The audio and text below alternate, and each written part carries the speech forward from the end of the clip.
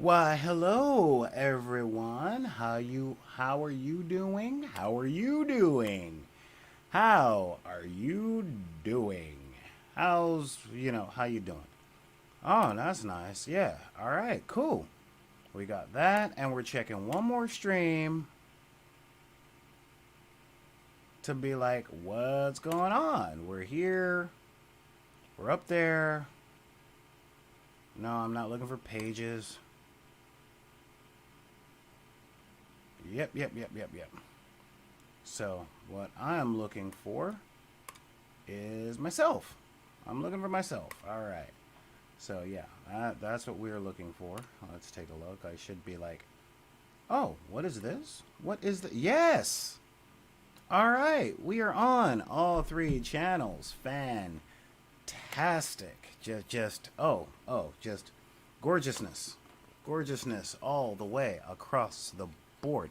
Now that we've got all that stuff, I can safely say, how you guys doing? What's up? It's Solar Gray, the Cinematic Sorcerer, and I am here on all of these platforms. I'm talking Facebook, YouTube, Instagram, just all these different places where I'm like, hey guys, how you doing? What's up? I'm looking at my stream. I'm checking the audio quality, the video quality. For those of you guys out there right now, I should actually be coming in video quality at 1080p. Quiet, you. Quiet. All right. Well, that's 720. And yeah, we're looking at 1080 on all the platforms, and we're doing good. And let's make sure that we can do all that stuff. Right. Well, that's seven. No, you quiet, you. Okay, I am at 720 on YouTube. So, how you guys are not on YouTube, but on Facebook. But we are here. We are on. We are doing our thing. And I am very jazzed that everyone is here. So, welcome to the Hobby Hall. This is actually kind of cool. Let's see. Broadcasting live, all caps, right now. Exclamation points. Yep. So, there we go on that. And I'm here. So, yeah. What is going on, everybody? Welcome on all of these levels. Yes, all of these levels, because these levels are good. Yeah. All right, cool. And I got the chat up in NP City, and it's saying 4 people are watching, which is awesome. What is going on, everyone? Again, this is new, and of course I start to get it decently by the last broadcast of the week, but that's okay. We're doing good. So, welcome to the Hobby Hall. This is the show where we make stuff and talk about things. So, that's what we are going to be doing today. Now, since I am all about transparency, I was stressing over what am I going to make this week. It's been a month. I haven't done any serious crafting. And I don't like how my camera looks. Hang on. I'm just angle this thing down a little bit. There we go. Ooh, that's a little too much. Tiny bit. There we go. Yeah, not quite. One more time. Ooh. So much better. Except I'm off center. So many things. Okay. Here we go. All right. So I'm back. I'm bad. I'm a little mad. Been going through a thing, trying to get everything up for merchandising and all that stuff. But I can talk about it in a bit. The first thing that we are going to do, though, I'm just checking if any of you guys out there are listening via any other platform. And if you have your headphones in, let me know if I'm coming in both sides of your headphones. I've been working on fixing the audio so that we're coming in stereo.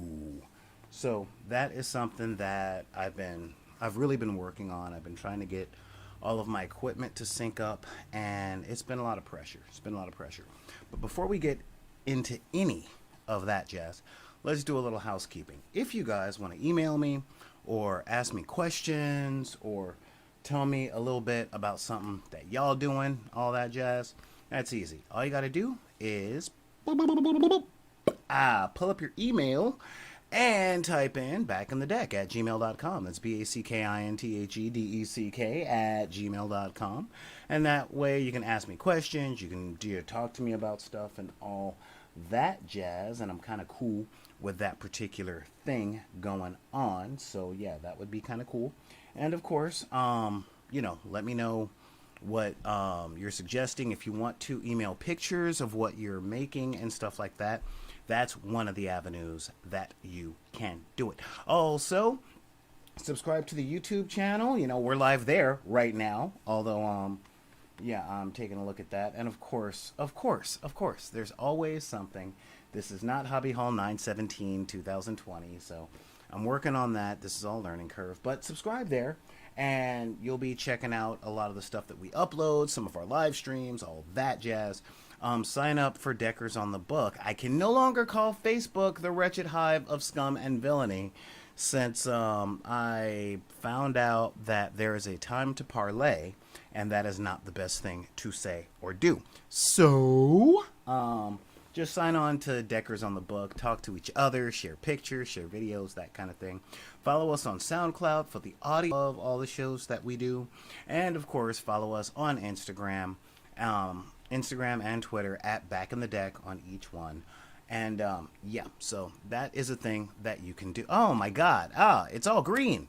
Yeah, so if you guys like what we do and you want to help us keep the lights on, or just want to support us saying, you know what, we like what you do, let me see what we can do to help, well, the number one thing that you could do is, if you broke, like, share, subscribe, all that call to action stuff that you see on all the YouTube videos and all that stuff.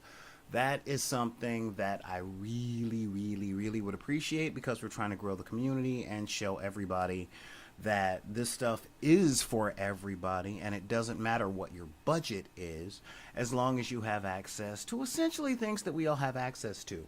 And second, you could head over to patreon.com/BID_P.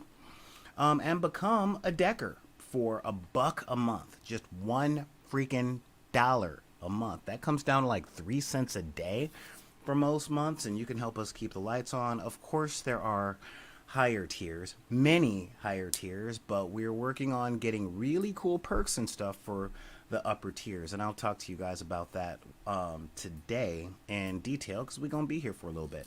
Also, if you hit the royalty tier at $20 a month or more, you get huge bonuses, and we're talking like some serious stuff. We're talking like miniatures and bookmarks and keychains and things like that. And of course, at $20, once you become a queen, you get a shout out at every show that we do. Just like I'm shouting out Quinn the Jen Marrow, Jamal Lee, and Shannon Boom Boom Lay. Now, we don't have any kings in the hand right now at $50 a month or more, but we do have a couple of aces up our sleeves with Jennifer Kroll and Paul Mansfield, and they get all the stuff: the dice rollers, the keychains, the miniatures, the this, the that. You guys do all that, and that is a really big help. It's the main way that we pay the internet bill and upkeep all of the equipment, like the switchers and the cameras and the lights, and we pay for the materials that we use on this show, like the paints and the paintbrushes and the yada and the yada and the yada. So now that we've gotten all that jazz out of the way, like I said, I'm glad that everyone's here. Hang on, let me just go back to my thing, and yeah, let's see here. We got that going. Hey, Caitlin, how you doing? Yeah, so the other thing I'm going to do is I'm going to edit this, and I'm going to add, edit live video, or edit post? No, I want to edit the post. Oh, Okay, yeah, there's that. And yeah, no, that was yesterday. Oh, yeah, I need to do that, but that's okay. So powered by, yeah. Make some buildings for you tabletop gamers and other toy related things. Cool. I should probably like tag people or something. I don't really know how this works. But thank you, Caitlin, for giving like a thing. I don't know if you're watching or not. It doesn't say that on my dashboard. Uh-oh, we have an error. It says that we're still here. Encoder. Because, yeah, I'm looking and I'm good on Twitch. And I think Facebook, or I think, yeah, we were here, we were doing that. So yeah, it seems like my encoder is acting a little odd. Let me just try this again. Reloading my Twitch.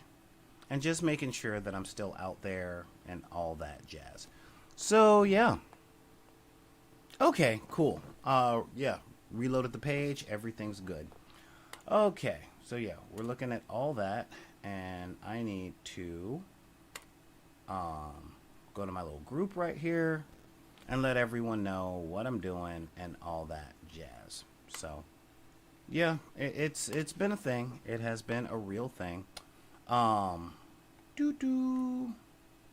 Yeah, wait, where's Decker's on the book? Yeah, I gotta leave the announcement there.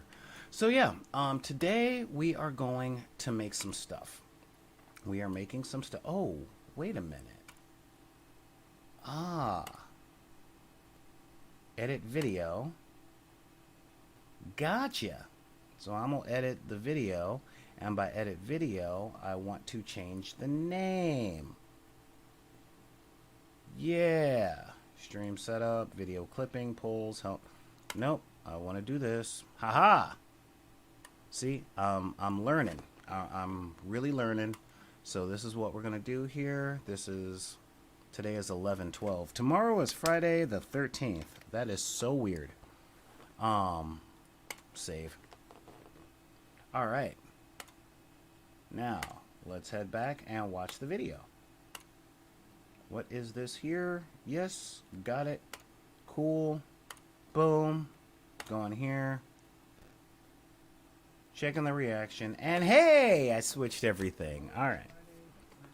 And I hate it. So yeah. So thanks Adrienne, thanks Catlin, thanks all the people who are throwing some love this way. And I'm also checking on the Facebook and on the YouTubes and on the Twitch, and yeah.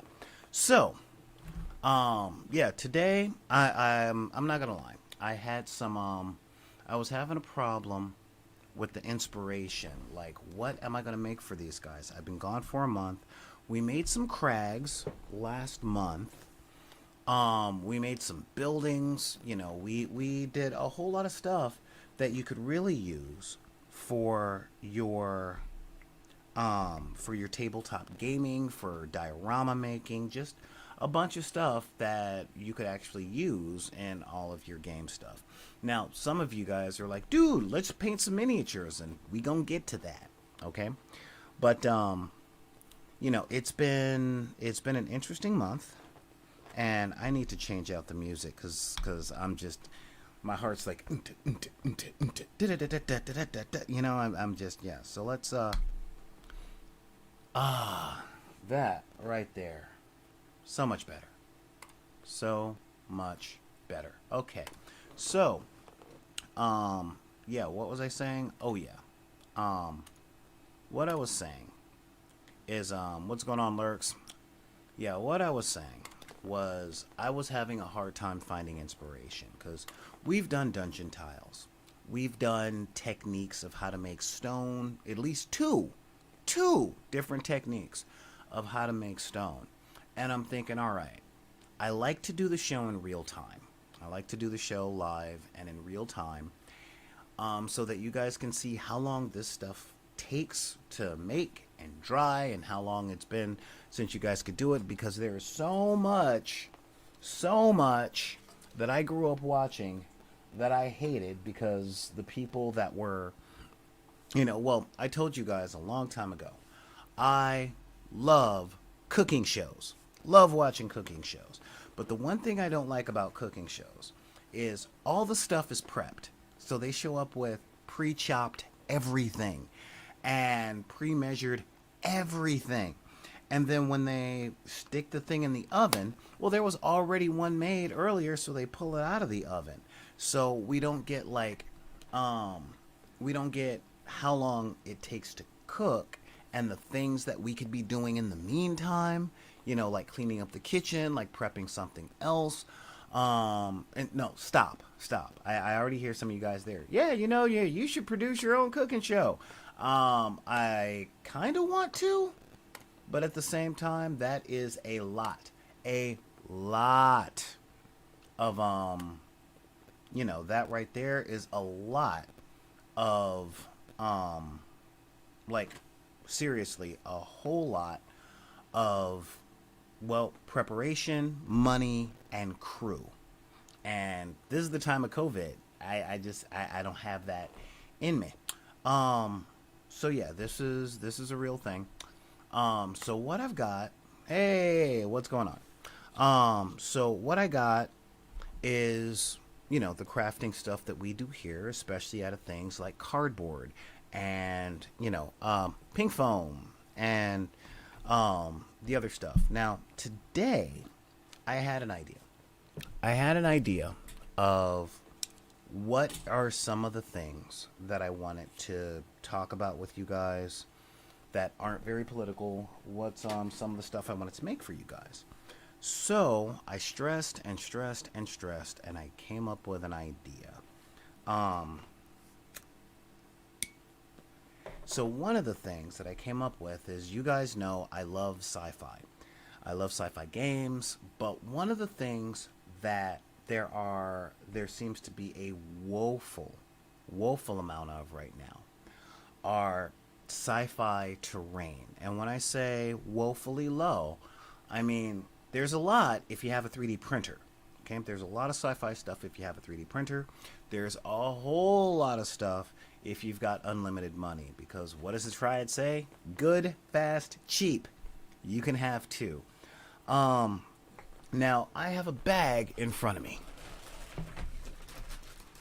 full of sci-fi indoor terrain.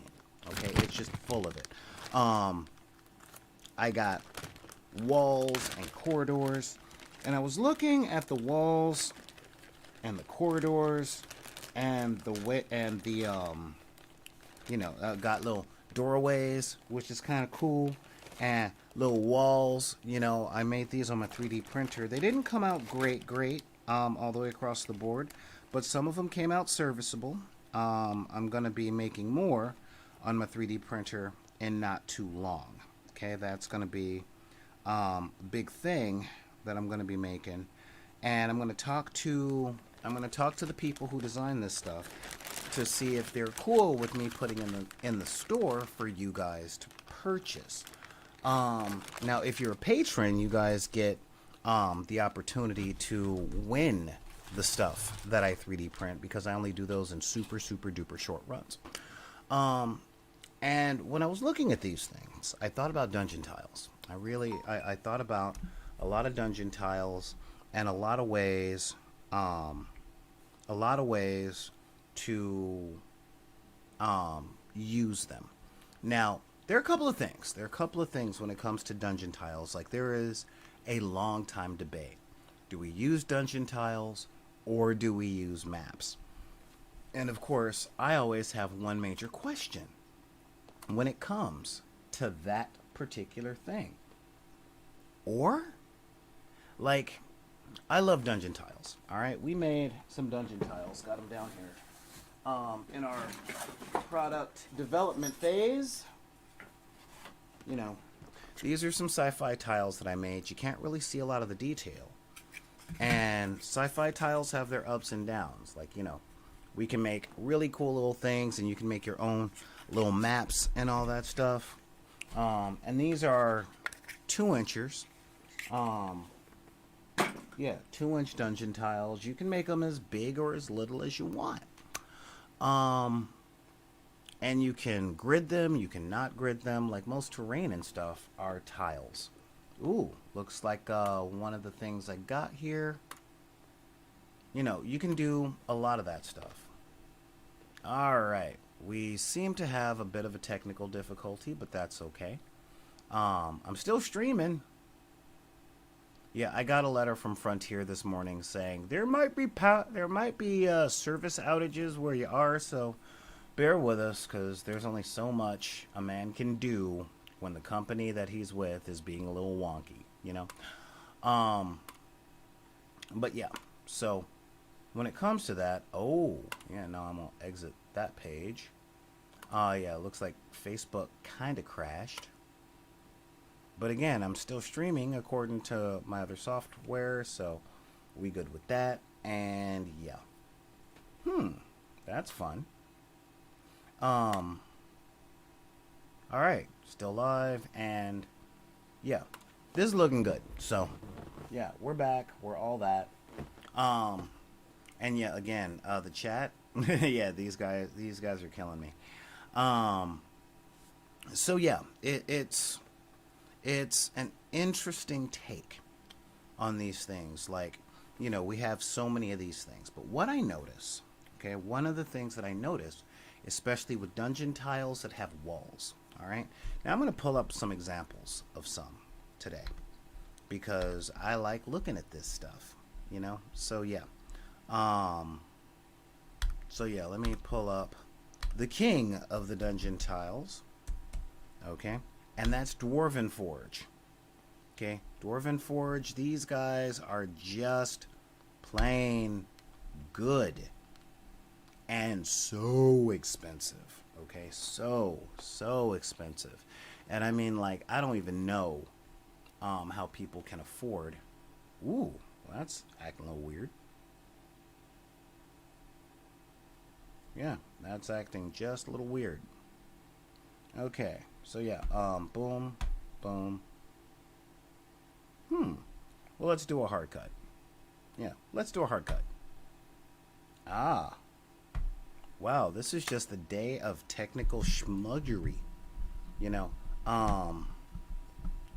but yeah, so when I look at this stuff, I'm just kind of going, all right, let's do a third one here. Good. That's working. So it's got to be a computer thing. One more time. Let's see if we can pull up something else. It might just be the website. So many different things. Yeah, there we go. Okay, so, yeah, looking at Dwarven Forge, encryption.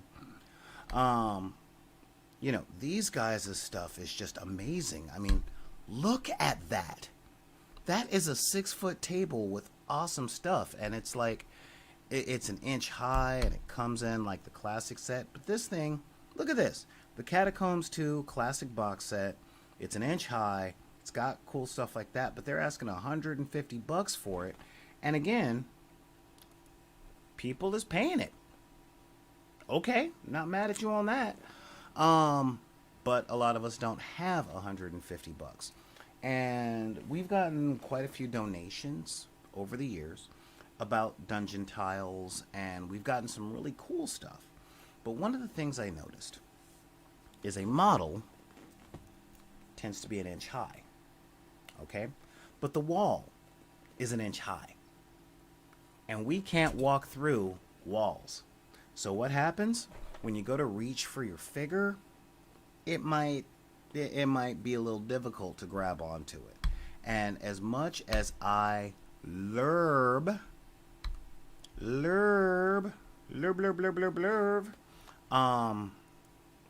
looking at stuff like this, you know, that is awesome. I love it. I love the way it looks. I love the way it comes up. That is just something that I can't play with. So what do we do? Okay, what do we do when we want to play with it and it's just being wonky? Well, we can have displays. We can do displays. We can do a whole bunch of other things. But one thing that I find works is we can reduce the height of the wall because it's a game. And when we're playing games, there are a few things that I want to talk about in regards to playing games that I try and wrap my head around all the time. But if we take our Blue Beetle right here and we go, look, it's a wall. Okay? Now he is behind the wall. Look, he's behind the wall. Can you see the model? Yes, you can see the model. Who cares? The answer tends to be bad sports. All right? Those are the ones who care. But today, we're going to play with a little bit of theory with walls and fences while we talk about things like realism and all that other stuff. All right? So, grab some cardboard. If you've got a dead box and a box cutter laying around, I'm going to introduce you guys today to a new material. And it's cheap, but it takes a lot of work to get stuff through. So we are going to be right back. All right, guys? Gonna just run a quick ad. And for those of you guys that can't see the commercial, totally get that. But we will be right back. Because, yeah, that's gotta be a thing. So, where is... Aha, there we go.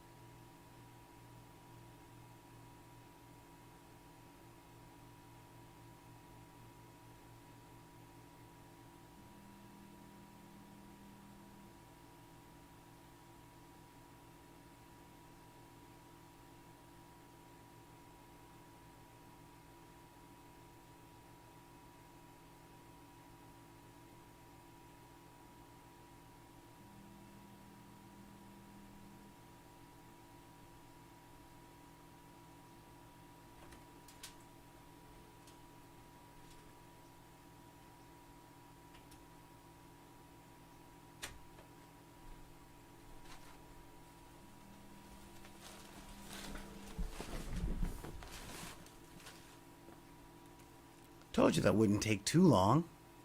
So yeah, and I also had to grab some of my paints. So, today, we have a new material for you guys to play with. Just a little bit, okay? There we go. And our new material is granny grading, alright? Now, granny grading is some really fun stuff. This is cross-stitch mesh. You can find this at a whole bunch of different places, pretty much any craft store, a lot of fabric store. It's literally for cross-stitching. You just make your little things. But of course, we use it for terrain. But there's some stuff that goes down with this that I'm obligated to tell you guys about. So let's head on over to the workshop. Hi, look at that. All right. Oh, wait, I didn't do that. So yeah, hey, what's up? Hi, how you doing? Now this is granny grading. And granny grading is interesting and fun. It has a whole bunch of uses. And I mean that. It's got a bunch of different uses. But today we're going to make some fences with it. Okay? And the fences that we're going to make with it are going to be super duper simple. All right? But before we do anything, before we do a singular thing with our granny grading, just one thing with our granny gradings, there's some stuff that y'all got to know. Because like this stuff is great. It's really awesome. Hang on. Did it again. Yeah. This stuff is great. It's really, really awesome. But it comes with a couple of bad things. Now, this is an old sheet that I had laying around. Okay? And as you can see, it's really discolored and off color. But I'm just going to do a little bit of scratching. And as you can see,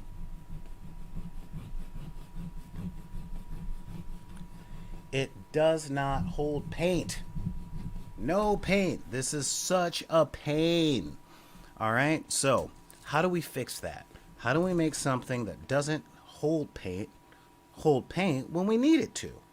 Well, the reason that this stuff doesn't hold paint is because of the type of plastic it's made from. Okay, the plastic that makes this stuff up is terrible at holding paint. And I mean that. It is horrible. All right, it's got like some slick stuff on it or things like that. So in order to make it hold paint, we've got to do a couple of different things. And this is an unfortunate side effect, one of the costs to using this stuff. All right. But one of the things that we got to do when we use this stuff is first we have to sand it and then we have to prime it. All right. And that in and of itself is a lot of work, sort of. Now, what we're going to do is we're going to make some fences. All right. And these fences are going to be fun. Now, as you can see, this comes in squares. Now, when you look at a chain link fence, or you think about a chain link fence, right? You know, for more modern-ish stuff. When you think about a chain link fence, you don't think about square. No, chain link fences have diamonds, okay? They're cut in diamonds. And that's what we're going to be doing, all right? So we are going to take a look at these squares. And here I have tongue depressor popsicle sticks from the 99-cent store. Okay, these are great. These are arts and crafts sticks. As a matter of fact, when that was full, it cost me $1. All right, so yeah, and we get a bunch of uses out of these, and sometimes, yeah, I got to use them to stir my coffee. It's a thing. It's real. Don't judge me. Yes, a diamond is just a tilted square. So, and the first thing we are going to do is we are going to find our knife. All right.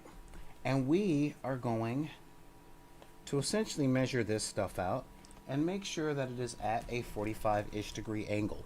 Now, normally, I know you guys are a little more used to me being here with a square, okay?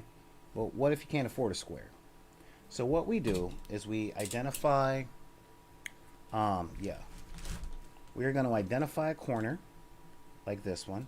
And we are just going to hold the stick down that corner so that it cuts into the middle of all of them. Okay, that's what we're going to do. Now, once you eyeball that well enough, all right, you're just going to eyeball that well enough, then you're going to make the cut. Just follow the cut down the line. This stuff cuts super, super easy. Look at that. Just cutting right there. Now, cutting protocol is like, always cut away from yourself.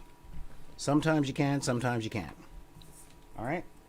And then I'm thinking, you know what? I want this to be about an inch. Now, on my cutting board, an inch is about 4 squares. All right? Just about 4 squares. So we're just going to line that up there. And when I say about an inch, I'm talking like, yeah, about an inch. Call it there. Call it an inch light. I like an inch and a quarter. So we're just going to go halfway. All right? So that it's just a little bit taller. Just a tiny bit taller than the model. And we are just going to follow that line all the way down. Follow the line. Follow the line. Always make sure you're cutting through that center point. Boom. And there we go. All right. Now the next thing that we're going to do is we're going to take our little fence and we are going to cut a straight line. We are going to square that edge. Square the edge. I want squares. And that's it. That's what we got. Hey, look at that. Isn't that neat? Okay? And this right here is what you would end up sanding and priming instead of sanding and priming the whole sheet. Okay? Now, I'm going to do the thing that I hate doing. I really do, but I don't have the sandpaper here with me. I still haven't recovered from doing the last job. But we're going to take those, and I'm going to grab some of the bigger ones that I made. Now these, yeah, these are a solid inch wide. And this is 3/4 of an inch wide. So I'm going to take these 1-inch ones. And as you can see, when you compare it to the size of the model, it's about the same size of the model, but the model, I don't know if you can see that right there. But the model can see over the thing, and that is small enough to play with. So here are some that I sanded and primed. Okay? Look at all that gray. All right? So now we're going to take that, and I cut them into various lengths. You know, some are 7 to, yeah, some are like 5.5 inches long. Some are 6 inches long.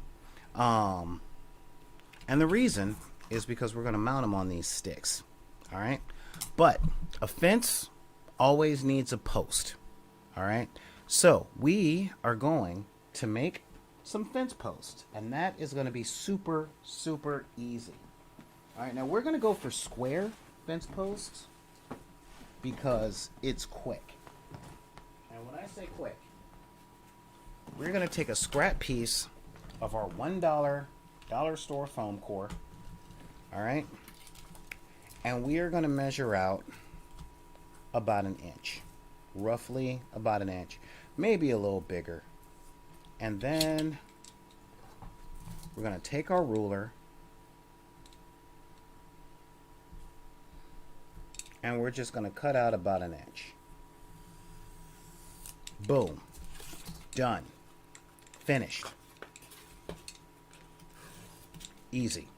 Now, what we're then going to do is we're going to make some tiny, tiny, tiny ones.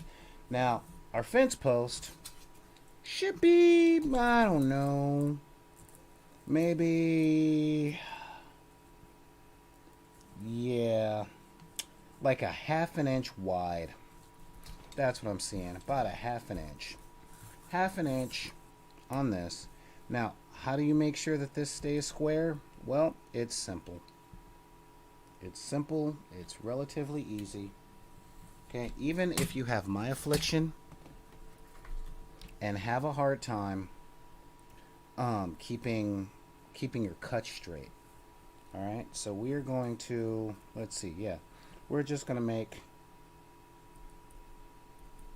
marks about every 1/4 inch. Okay, now here's the thing. You are going to need 4 of these little buggers per fence. Okay? Because that makes the job stupid easy. All right, and now when you're cutting and measuring, you know, it's really easy to just try and line the things up while you're measuring. There's an old adage, measure twice, cut once. All right, and that's what we are going to try and do. We're going to go here and cut out one good one at 1/4 inch. This is our test strip. And then after we get our test strip out, okay, we are literally going to keep marking all the way to 3. Yeah, 2, 3. I got about 3 of them. You know, yeah, that's what we're going to do. You know. For it. Now, these fences will be good if you're playing D&D and you guys have an encounter in a city. I love putting them outside of things like graveyards, public offices, and you can get as creative with the design that you want. You don't really have to keep it within the confines of squares. All right, these are really good for tabletop wargaming. I can tell you that. Really good for tabletop wargaming to say, hey, this is a fence. It's an area that you can see through, but you can't run through. And people are like, oh, poop, you know? And it's like, no. Now, again, like I said, I have a problem cutting straight lines. Okay? This is why I normally have a square. But my big thing on this is, I don't think you guys mind. Here we go. Just gonna make happy little accents, happy little trees. Okay? So yeah, we're gonna make a couple of those.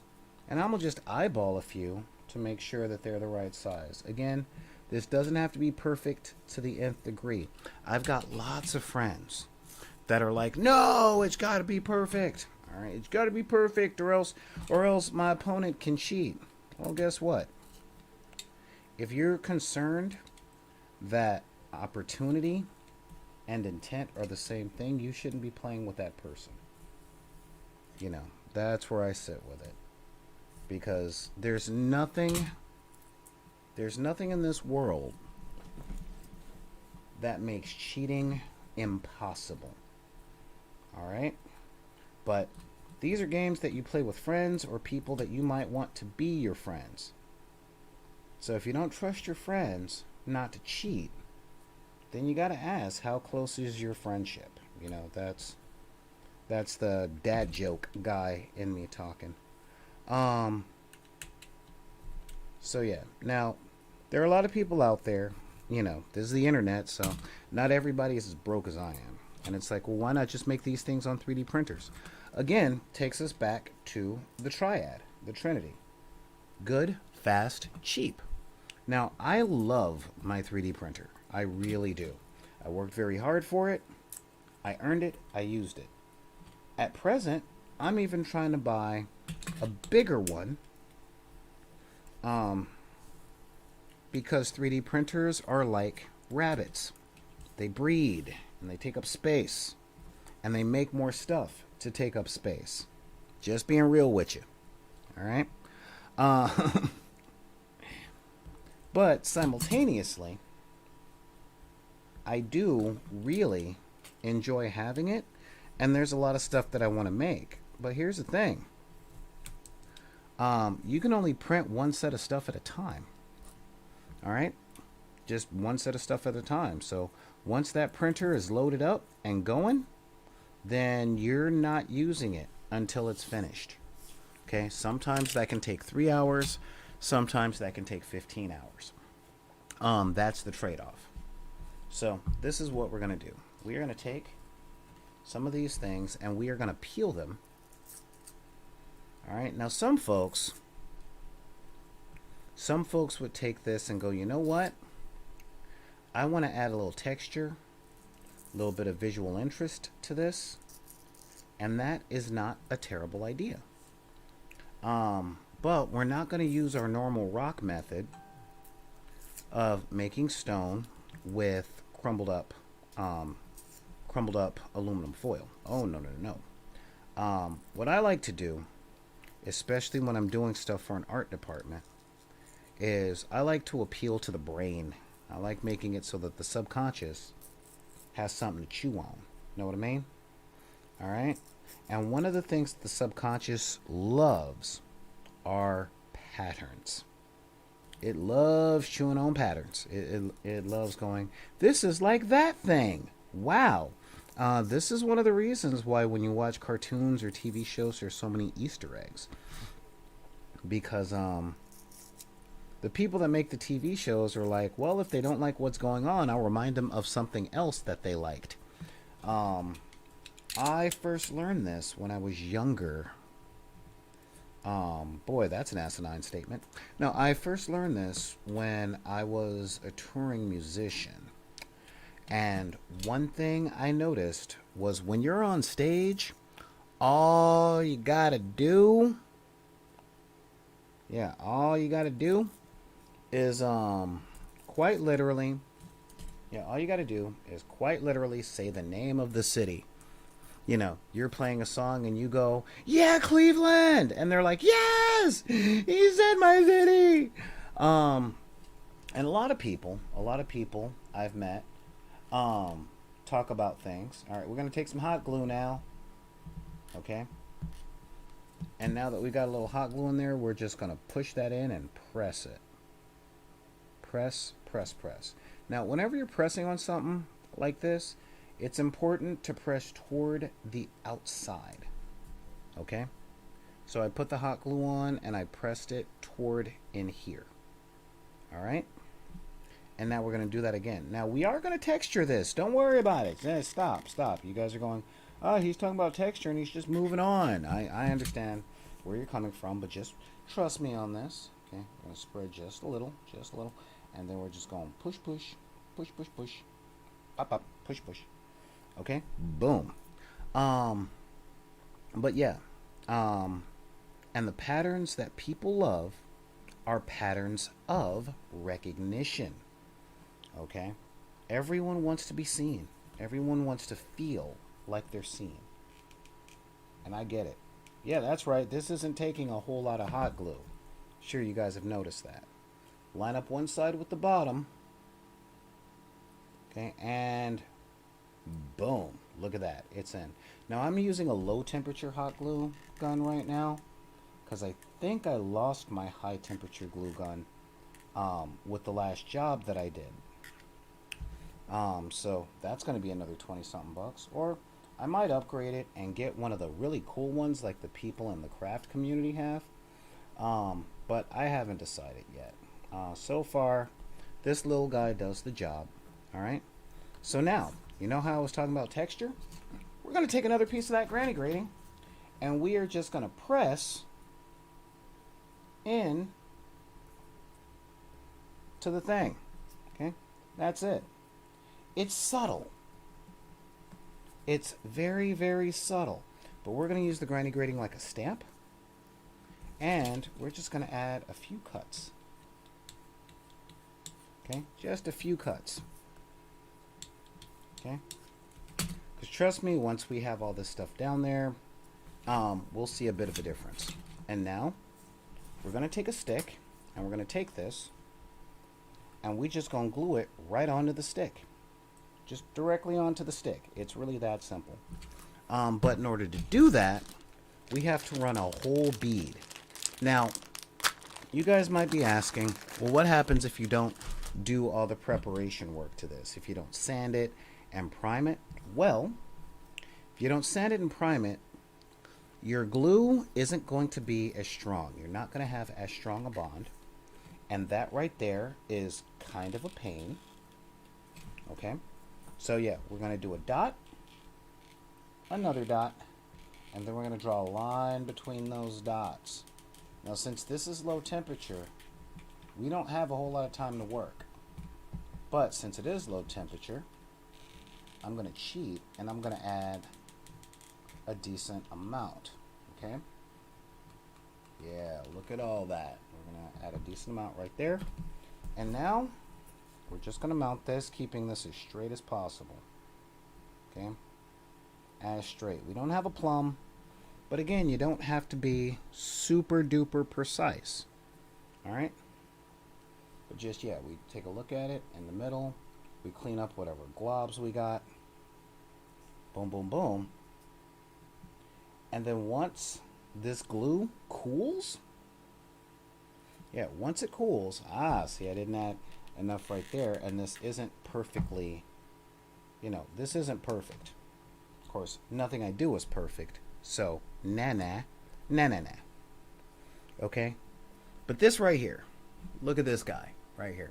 Now, we got a fence, and its base is so wide that we don't really have to worry about knocking it over.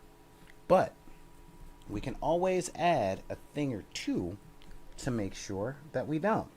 Alright, so we're just going to make a couple more real quick. Just a couple more of these. 2. Alright, and as you guys can see, once we get on that roll, these go by super quick. Alright, because they ain't that complicated. Okay? Yeah, right in there. And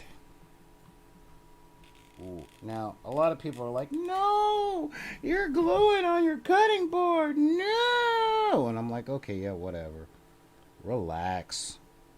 The cutting board is made from silicone, and this glue melts at 100 degrees, which means I can put it in the oven for a hot minute, or I can put it out in the sun. It'll reactivate the glue, and then I can clean off the glue. Or I can understand that silicone don't stick to nothing and take the glue off in my own time. I am not concerned about it. Now, a lot of people are a lot more concerned about physical possessions than I am. So, hey, mileage may vary. Personally, it's your bag, it's your stuff. Just like it's my bag, it's my stuff. I ain't gonna tell you how to live. I would appreciate the same courtesy. So yeah, and again, we'll grab another stick. Alright, yeah. See what I mean? Scrape it off, move on. Ain't that critical. Of course, I kind of feel the same way about toxic people. I just scrape them off and move on. Alright. There we go. Try and keep this as straight as possible. Try and keep it as centered as possible. Put them in there. Wipe off the excess with your finger. And boom. And we can do this all day. As I said, I made various sizes and lengths. Did I make a short? Oh yeah, I knew I made a couple of short ones. So yeah, we're gonna put a couple of short ones together. Okay. Now, as you guys can see, there's a little bit of falling over. All right, but you can always add little rocks or something. Do something to give it some weight. We are gonna base these. All right, we're gonna base these, and it's gonna be awesome. But yeah, so what I'm gonna do is I'm gonna take this little scrap piece, and we gonna make a couple more. Okay, we gonna make a couple more. When I'm cutting these things, I like to go left, right. You know what? I'm gonna cheat, because yeah, I think we're gonna make 3 more. Okay, and if we're gonna make 3 more, we need 6 more of these things. Yeah, that works. 6. So that's 2.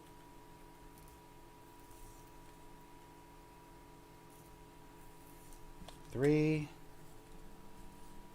Oh no, that's 1. Yeah, that's 2 of them. That's 1 fence.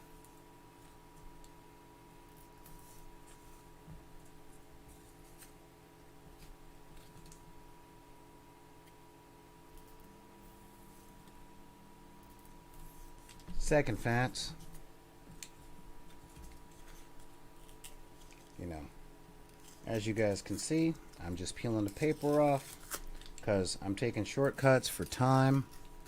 You know, I'm also checking out the checking out all the comments. Thank you. I'm like, yeah, nice fence. Okay, 3, 4. That's our third one. Boom, third fence. All right. Now again, whenever you prime something, when you prime something with a spray can, you can get it working quick, easy, you know, no inconvenience. But the longer you let it cure, up to 24 hours, the better the cure is going to be. So let's see, where are those little ones? I want to make some little ones. And I'm going to show you why I want to make some little ones. Okay? There we go. So yeah, we just going to put that in there. Little ones. Boom.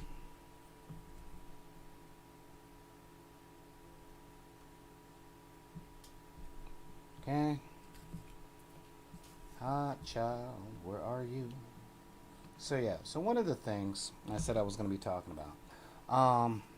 So as you guys know, we do all of our manufacturing for Schwag in-house. Okay, we don't hire out to anybody. We don't have that kind of budget. So when it comes to the Cinematic Sorcerer miniatures, the dice towers, you know, yeah, we do all that here. And I've been working with small levels of equipment, and I've been outsourcing whatever I can to different areas of Back in the Deck, different people. License to Hinch has been a major help, major help. But in order to go to the next phase that I want to go to, we have to expand. So, as you guys know, we didn't do any shows in October because I was working a very hard gig that was paying relatively handsomely. So, the piece of equipment that we need cost $2,000. Okay, $2,000 for this piece of equipment, and that's $2,000 new. But I am the prime decker, so of course I'm like, well, maybe I can find it used. And funny thing about buying used stuff. Now I know that some of you guys are out there going, no, if you buy it used, you don't know what kind of condition it's in. That's a skill set you can learn. Okay, you don't have to buy it just because it's used. If it doesn't look like it's gonna work, don't pay for it. You know, walk away, save up for the new one. But I found one that was for sale from a college student about 20 minutes away from me, which is awesome. And he was asking $500 below.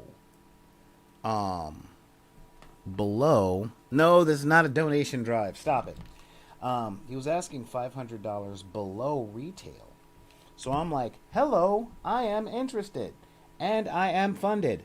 So let me know and I will come down and get it today. That was 2 or 3 days ago. And he has not let me know. And I'm like, but you had the thing. And, you know, stop screwing around. And one of the things, especially about dealing with people in Southern California, they would sooner ignore you than to say no. You know, I guess they don't want to feel like they're the bad guy or something, but I'm like, please stop wasting my time. I'm trying to give you my money. Why are you making it hard?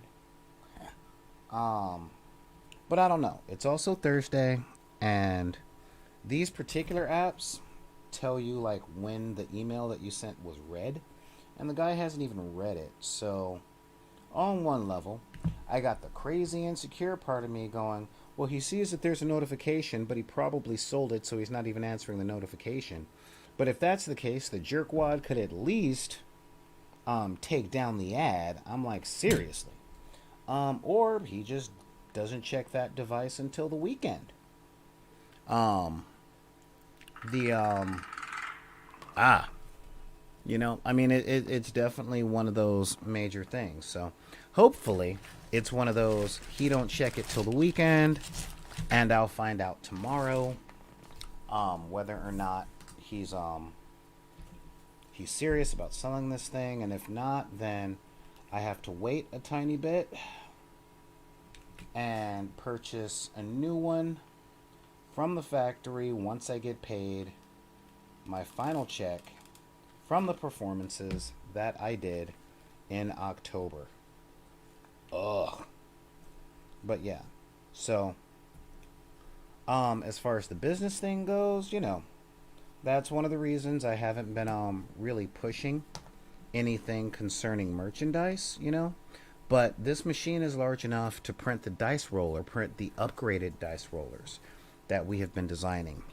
And but these dice rollers are big, y'all. Really, really big, y'all.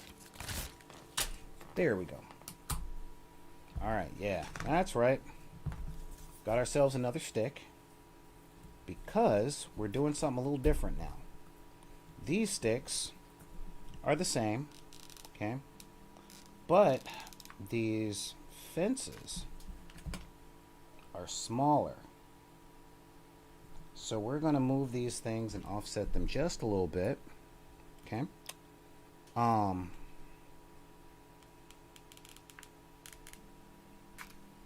And we're going to, add our glue to the bottom. Glue to the bottom.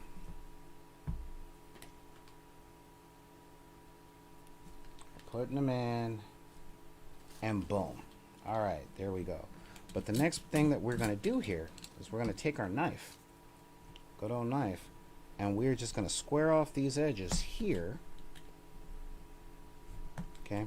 Now, with popsicle sticks, the interesting thing is when you cut against the grain, they give pretty easy. Alright, yeah. It's them giving pretty easy. Now, we just snap it. Pop it. Okay. Now, you could really force in there.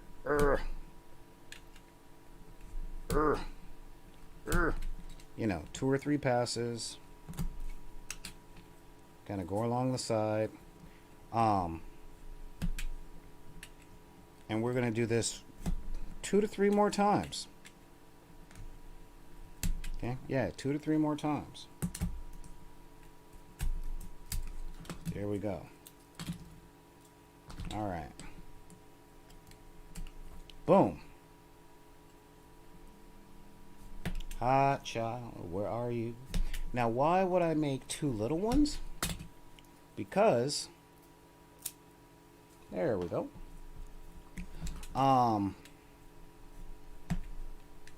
Just to show that there's a lot to go, there's a lot of ideas that you can take with this. Break, break. There we go. And look at that. So now, with what we got, fence, fence, fence, put a fence here, put a fence there. Isn't that fun? And that leaves us with just enough room. Oh wait, I should switch that. Okay. And that leaves us with enough room in this little box for a model to just go on through. Hey, look, it's a thing. And you can make as many of these as you want. Okay, as many of these as you want.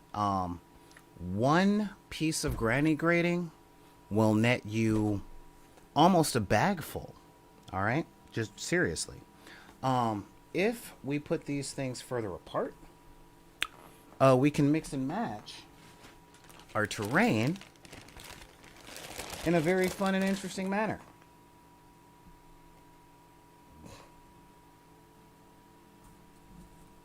Now,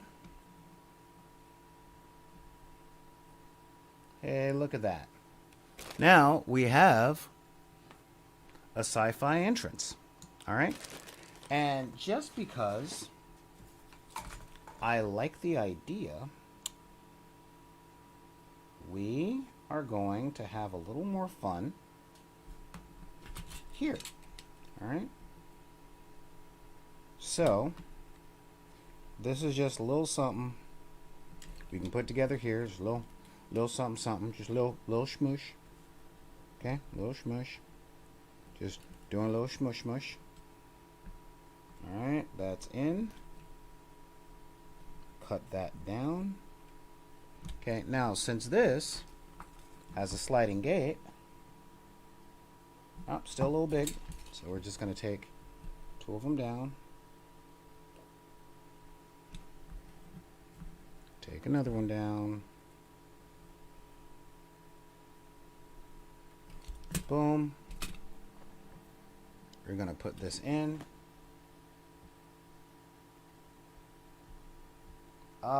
Almost. So yeah, we're going to take this down just a little bit more. You know, and yeah, shaving these things down, super easy. As you can see, I'm eyeballing, I'm not measuring. Yeah, now look at what we got there, huh? So, oh no, he's in, he's trapped, he's all fenced in. And this gives the impression. But as you can see, I can reach in, I can do stuff. If I wanted other fences, if I wanted to like fence this off, and make it a certain, you know, if I want to wall this off into different compartments, you know, we could totally do that. Okay. And this kind of thing, really fun, really interesting to do. Let's head back. Yeah, let's head back to the studio station. Hey. All right. So yeah, these are some of the things. And I love, like, again, we're going to do all this stuff. Now, we are going to paint these things. All right. We're going to paint them. And it's going to be super easy. Fences, they tend to come in 3 major, and I mean that, 3 major colors. Okay. Silver, green, and black. You know. Especially the kind that people don't want you climbing, from what I heard. Hey, I want to say what's up to the people that are in here. It looks like we have a lot of we got a lot of viewers. Wow. Hey, Chasen, you're back. Grundy Doll, what's up? Saddest Kitty. Bree Bear, hey, what's up? And of course, all the ones right here. Oh, sorry, right here in NP City. You know, Boom Chicka Boom and Clever Vixen. Who's watching us on Facebook? I don't know. Looks like they're having trouble playing the video on Facebook, so that's a thing. And over here on, yeah, and of course over here on YouTube, they're doing that stuff over there as well. So double thanks to everybody who's here. But yeah. In about 45 minutes, roughly, and I say roughly because I did do a lot of prep work, but again, 45 minutes, a piece of granny grating, and a tiny bit of primer. We managed to do something cool. And again, it doesn't take a lot, it doesn't take long. We could do so many of these. And again, one piece of this granny grating here cost maybe $1.50, you know. And if you're running, say, if you're gonna play Grimdark Future or Warhammer 40k, this is not a test. Vampire the Masquerade, just anywhere that would have like an industrial area with a fence, having a Ziploc bag full of these is so easy, just so easy. In the tabletop miniatures games that I run, HeroClix, Grimdark Future, Rangers of Shadow Deep, Operation Last Train, whatever. I love having terrain that you can't move through, but you can see through.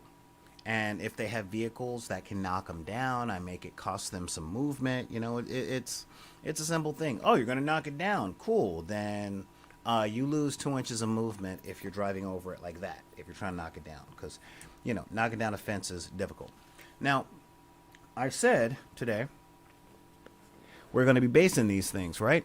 So where is my pepper? You know, you can put pepper on it to get the sandpaper like thing. You know, we did that a few weeks ago. Pepper is one of my favorite natural terrain things to use because it gives it a little bit of texture. All right. But today we are going to be using something different. We're going to be using Liquitex Natural Sand. All right. This is essentially a putty-ish thing that has really fine-grained sand mixed into it.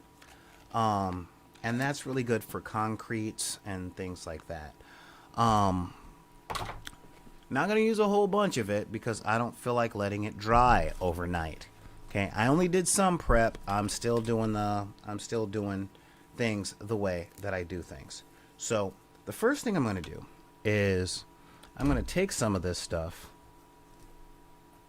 Hang on, let me clean up my little workspace over here. You know, just a little bit of cleaning up on the workspace. And the interesting thing with this is it's essentially Mod Podge. Yeah, this stuff is essentially Mod Podge mixed with sand. So I like to use a thinner, and you know the black bomb that we tend to use tends to be paint and Mod Podge. You know, this stuff really comes out goopy. So let's head back over to the workshop and you'll see there. Yeah, this is, you spoon this stuff out, you know. I mean, you reach in and it's like, see, it stands up on its own. Look at that. You got a little stalagmite there. And I've got some black-ish ink. This is really, really, really thin down black paint. Like, I got a tube of it. I ran out. I filled it with water to try and make it stretch. Okay? So we're talking thinned out. All right? And what we're going to do here is we're going to goop some of this stuff on to the stick.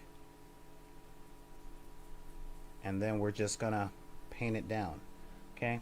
Now the reason that we're gooping, okay, is because this is concrete, and with the concrete, you know, concrete has a little bit of texture, and new concrete is great. Okay? But for most games where there's war zones and stuff like that, damage happens. You know, nothing stays perfect forever. Okay?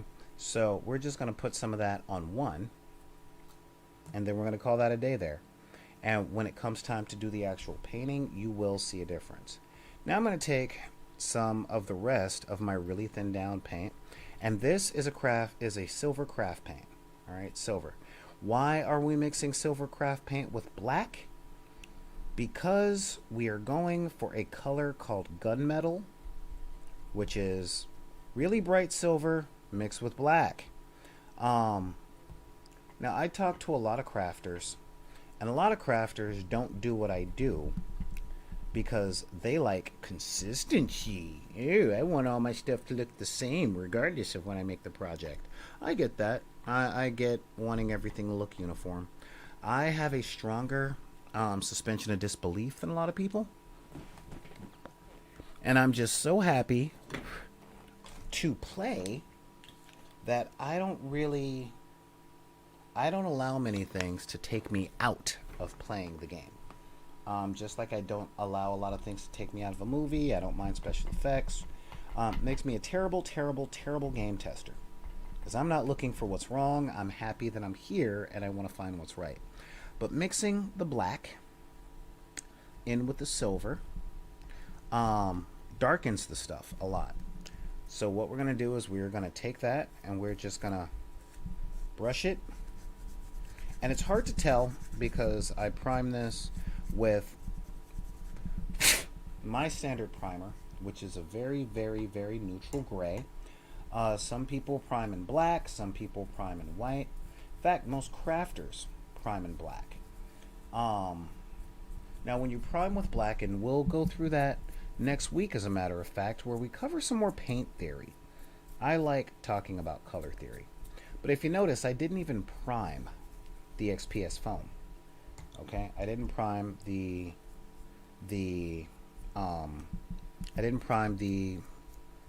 poster board. Okay, and the reason for that is, one, believe it or not, this stuff takes paint pretty decently. Okay, it really does.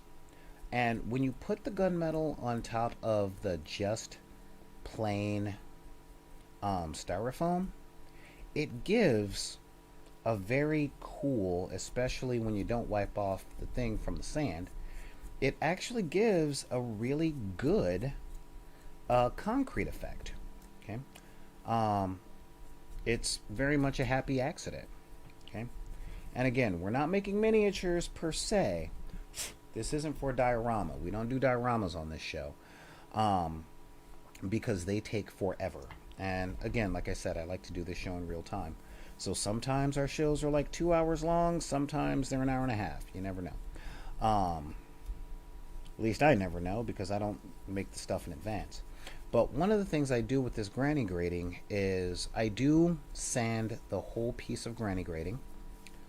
And then I prime the whole piece of granny grading. And then I just leave it alone. I leave it alone until I can think of something to do with it. Okay? And when I can think of something to do with it, I cut out my pieces as they come. I know it's a little weird. Okay? But yeah, there we go. So, if we take a look at the before and after of the fence, okay? You guys can actually see a difference when held up side by side. Okay, this is our painted guy, and you see a little bit of a shimmer. Okay, and over here is our not painted guy, and you can pick whatever color you want. Don't mind. But yeah, these things are fun to have. They're really fun to drop on the board, and to say, hey, my guys are over here. You know, we set up fences. Barricades are really, really, really good for playing tabletop war games, and they're really good for doing stuff. Now, at the beginning of the episode, I asked that question, why not both, right? Now, I love dungeon tiles, like I was talking about, but everything that you get, everything that you make or buy, has a price. All right, it really does. It has a price to pay for using it. I'm gonna keep painting the rest of them while I'm sitting here talking with you guys. Yeah, each one has a price to pay. Okay, like when you have dungeon tiles, the toughest part about setting up tiles is they are not quick. Now, you can try and set them up like if your gaming session is going to have an encounter in a specific room, all right? And you have the type of players that do not avoid plot, then you can set up that room or that area. One of the dudes I watched, Black Magic Craft, did a great scenario of his players. I believe it was from Storm King from Dungeons and Dragons 5th edition. And the players were literally jumping from Magic Cloud to Magic Cloud. And it was very much a platforming RPG. And he set up that scenario. And he used some really cool cheap stuff, and he made it. It was awesome. Just go to Black Magic Craft on YouTube and check out Sky Platforms. And it was pretty cool. It was very cool the way that he did it. But when you set up something for a scenario, you have to preset it up. Now, when you're, say, running a dungeon crawl, which I don't like running, but I see the necessity as a dungeon master. Um, yeah, running a dungeon crawl as a DM. Each room tends to have the stuff that's already there. Now, when you have tiles, if you don't preset them up, then you have to find the tiles, make sure you have enough of the tiles, and then you have to set the tiles up, stock the room. That can take 10-15 minutes of gameplay. And good luck holding on to your player's attention while you're stocking the room, especially if, let's say, you try and be clever and say, well, we'll just call a break in the game so people can go to the bathroom. Yeah, every time they leave the room, you know, sometimes they'll look in the room and they'll just leave. They'll be like, oh, there's nothing in here. Unless there's a monster encounter or something, you know? So, battle mats, especially these standard Chessex, hexed, or grid battle mats, those and a dry erase marker, they don't look as good, but oh my god, do they work faster.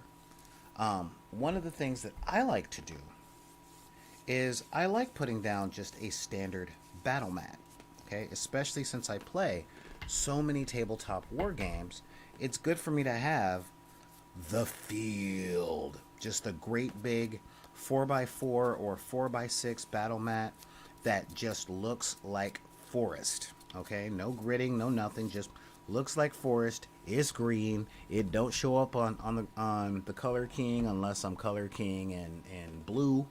You know, it's a thing.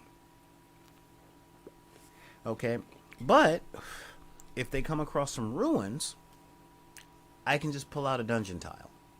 The ruins are here, and with little stuff like this, with this technique on the granite grading, you know, you can easily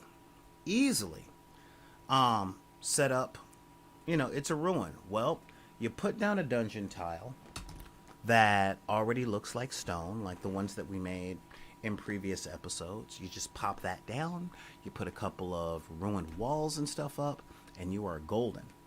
Oh, we don't have any ruined walls, do we? Well, let's get to that then, shall we? Ruined walls are stupid easy. Okay? Stupid easy. Now, for the ruined walls, we are going to be using some more of our poster board. Okay? Yeah, I've got loads of this, guys. Loads. It costs $1. Alright, costs $1. But we're going to use the same techniques. Okay? Essentially, we're going to cut this up. Okay? I'm going to use a little piece here. Okay? And there are a couple of things. Now, I have bought and made quite a few things over the years. $10 here, $20 there. Let's head over to the workshop. Okay? Yeah, let's head over to the workshop so you guys can see what I'm talking about. So yeah. So here, that's what we got. So we're just going to take a couple of these, right? A couple of these. We're going to make our lines. You know, they say measure twice, cut once. And yeah, I'm sure you're noticing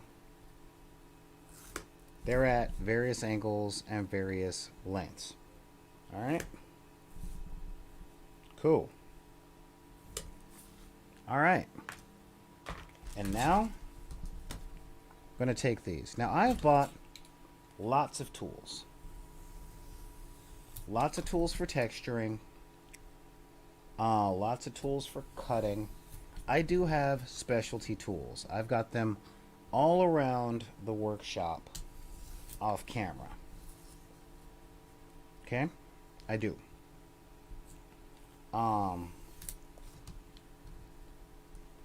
And one of the reasons that I don't use them on this show is because a lot of you guys don't have them, don't want them. Alright? So now that we've got these things cut, we are going to just peel off the paper. Okay, now here's one of my favorite parts about ruins. All right. They don't have to be precise. You can literally just crank these things out. Crank them out quick. Now I'll let you guys know. The main thing that I make the stuff that I use out of is masonite. Why? Because I didn't have many tools and stuff as a kid. So as a grown-up, I like power tools. There we go. Alright, so we got half of that off. And the other half, we're just going to peel, peel, peel. Good. There we go. Now, with the ruins, we're going to take our pencil, okay, and we are just going to draw stones, okay? They don't have to be perfect, but all we're doing is adding texture to this. We're going to use our standard stone, technique, okay? Yeah.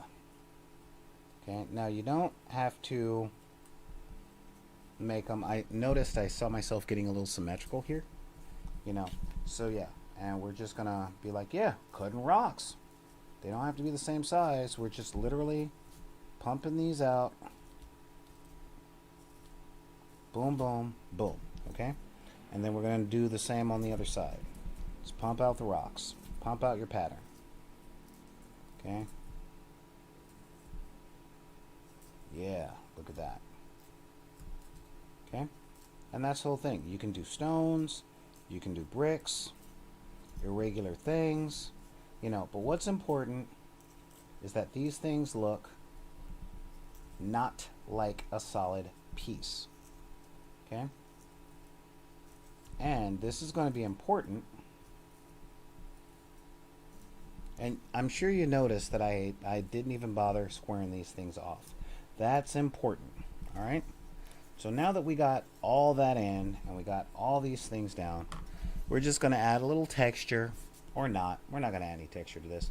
Alright? And then we're going to take the top and we're just going to pop it off. Pop off the top. You know, give it. There we go. There. Look at that. Okay? That's it. That's the whole of it. That is the thing and the whole of the thing. And then from here, of course, we're gonna hot glue these things right onto our stick. Yeah, just hot glue these things directly onto our stick.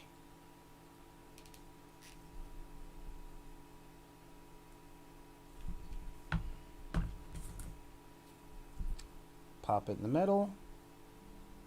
Pop. Cut off the excess. For those of you guys going, oh my God, look out for your fingers. Yeah, cut off the excess.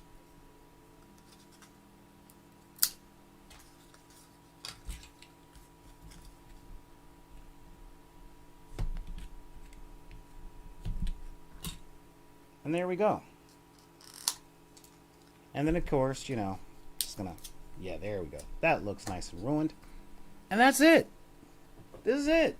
There's your bag right there, baby. Done. All right, that's it. I'm gonna round out these edges with my finger.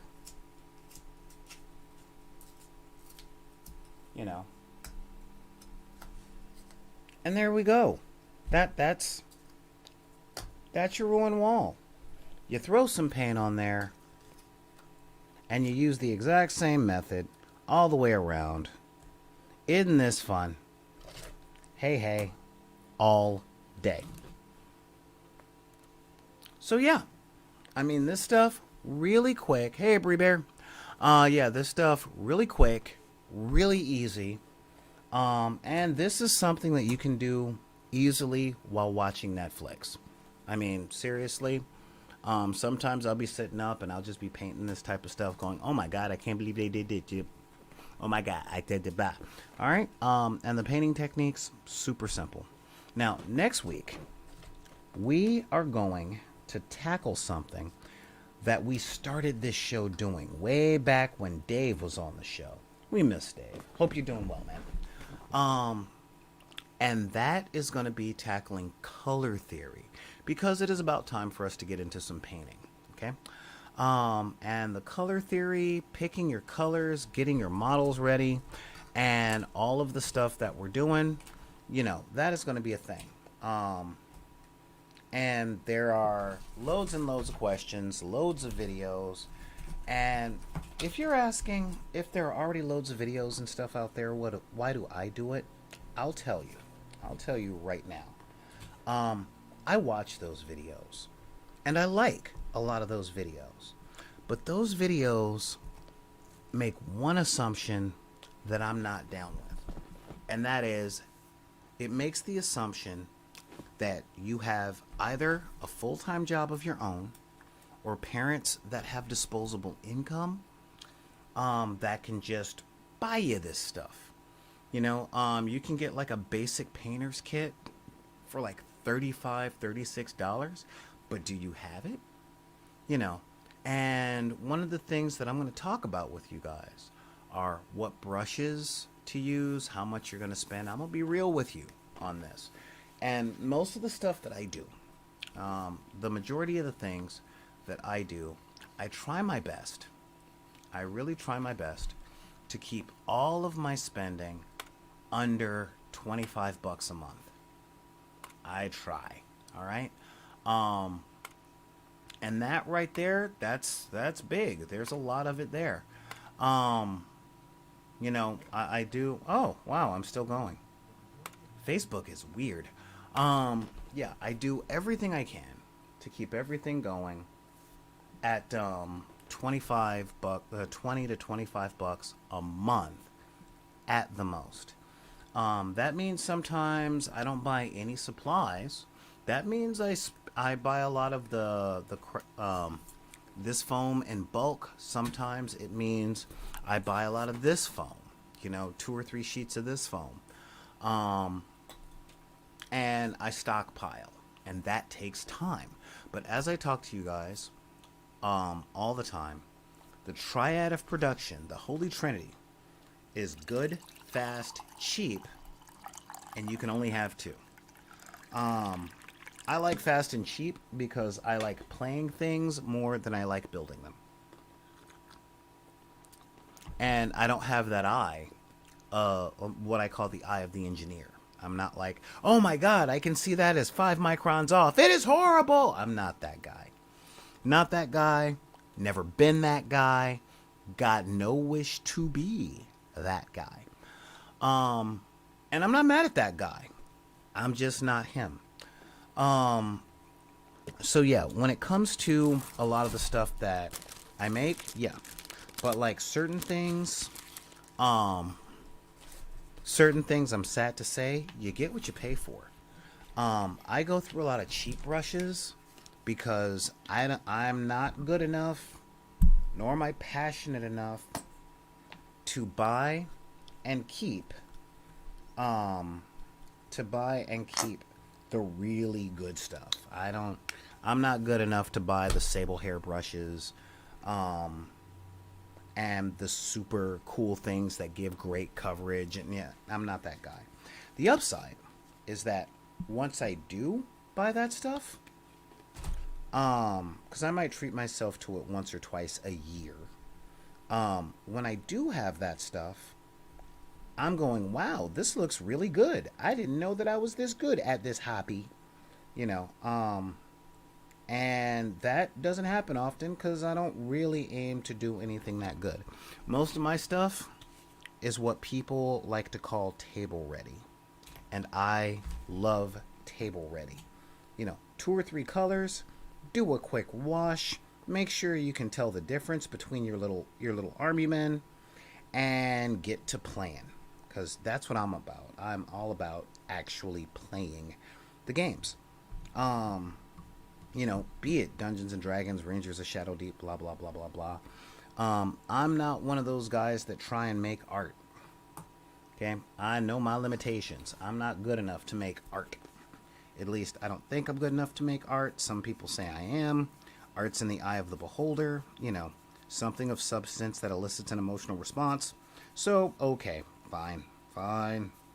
um, but that's about it. But I really don't set out with the aim of recreating the world perfectly. I have a lot of friends that do, and they find a lot of joy in doing that. And I'm happy for them. I'm not like that, but I'm happy for them. And the last thing I do is pee in someone's Cheerios. I mean, seriously. Um, so if that's what makes you happy, cool. But I will say this: everything I show you on this show are the fundamentals. All right. Um, the fundamentals in a quick and dirty fashion. That means take these principles, think about them. If you want to iterate on them and expand, if you get inspired, like take these things. If you want to put a round thing on it, or change the shape of the gate, or get little wire cutters to cut in and, you know, make little holes where, say, a cyberpunk spy has broken into, and, you know, you can make that a place where people can go through, dude, that's all up to you. You know? I mean, seriously. You are the you're the Raphael of all of your crafts. You know, that's your bag. You want to do it? Do it. It's all yours. You know? If you don't want to do it, don't do it. It's not your bag. It's a thing. Now, what I find is that there will always be haters. There will always be people that are like, well, you know, I guess that's okay, but, you know, you could always do more. And there are people that do that to me all the time. All the time. And the number one thing I tell them is, sorry, man, I can't afford that. And the second thing I tell them is, okay, you first. You know, that's that's one of my real big things. It's like, oh, you could totally blah, blah, blah. And I'm like, if you're not paying for it, then you do it. Because, again, there will always be people out there that tell you that you're not doing enough. Hell, a lot of the times, that person will be you. But one thing I do like is logic. Logic and mathematics. And mathematics states, if something costs this much, and you don't have that much, you have to find a different way. Sometimes you can reduce the cost. Sometimes you can't. I know a lot of my friends are like, no, if you just work at it and try harder. And I'm like, I don't want to. You know? I really don't. I like to do stuff that I can play. And they're like, well, your stuff just takes me out of the game. Okay, cool. Then I guess we won't be playing together. Sad, because I like spending time with you. And that's it. You know, it doesn't have to be a fight for your identity. You know, it doesn't have to be a fight for your life. You know, sometimes you just might want to play a game. Sometimes you might want to put this stuff together and see what you can do. I know a lot of folks out there, much younger than me, by the way, who are just amazing. Just amazing. They're amazing at all the arts. You know, they're amazing painters. They're amazing musicians. They're amazing, amazing, amazing, amazing. Okay? And good for them to come from environments that allow them to cultivate those things. I'm not that guy, and I am not compelled to catch up with them. Okay? And again, I am not compelled to catch up with them. And I'm going to say it one more time. I am not compelled to catch up with them. There are a lot of crafting channels out there. You guys can learn so many things. In fact, I want you guys to learn some stuff and hit me up saying, dude, you should totally check out this video. They did what you did, but they put this spin on it and I like it better. And I'll be like, seriously? Let me see this. So I can be like, man, that is good. All right, let's do this. You know, I'm all for that. I'm 100% for that. But yeah, but as far as like upping my game, I would rather you guys see my game up itself naturally. And that is from practice. You know, I do these things. I do these things in front of you. I want you guys to do them with me. And if we get better at the same rate, dude, talk about accomplishment, right? We're all on the same team. That's awesome. Um, when we get done with this whole COVID thing, I want to bring in more guests. I want to bring in more guest painters and more guest artists. You know, maybe talk to some designers, talk to them about some of the games that we go through, and yeah. And I want to hear from you guys as far as Hobby Hall goes. Do you guys want me to talk about more games? Because we used to do that on Game Gallery, but I canceled that show um, because just the workload was way too high. Having to buy another game and learn another game every single week was getting expensive, really expensive. Um, but if every once in a while you guys want me to feature a game and we can go through how to play it, maybe do a quick playthrough on this, um, that would be awesome. Let me know. Because, yeah, that would be kind of cool. We can make stuff. I can show you the other stuff that we've made and actually show you what it looks like in context. Now, I think that would be pretty cool, but you guys might not be into it. I don't know. There's a lot of people who just like the making stuff aspect of these things, and they don't really care about the game. So, you guys let me know. And how would you do that? Well, that's easy. You would let me know by pulling up your keyboard and typing in back in the deck at gmail.com. That's BACKINTHEDECK at gmail.com. And yeah, if you guys got suggestions or comments or anything like that that we can look through, I would love to take a look. You know, love to take a look. Or hit us up on Twitter and Instagram. Join Deckers on the Book on Facebook. That and definitely follow Instagram because that's where I put most of the pictures of what we build up. And most of our announcements and all that stuff. I'm really trying to find out a way to do the live streaming on Instagram as well. But I'm having a problem with the software that the internet recommends, and it's only recommending one program. So that's a thing. And yeah, sign up for us on SoundCloud, listen to some of our other discussions, some of our interviews, all that jazz. But I'm glad that you guys were able to join me today. And I seriously want to thank you for hanging out with me over on you over there watching on YouTube. Thank you for hanging with me. Thank you for enjoying. All my viewers over here on Twitch, and of course my Facebook people. You know, doing it on 3 platforms has been a little weird, but working on it. There's a whole lot. I kind of wish I had a producer, but but we'll deal with that when the time comes.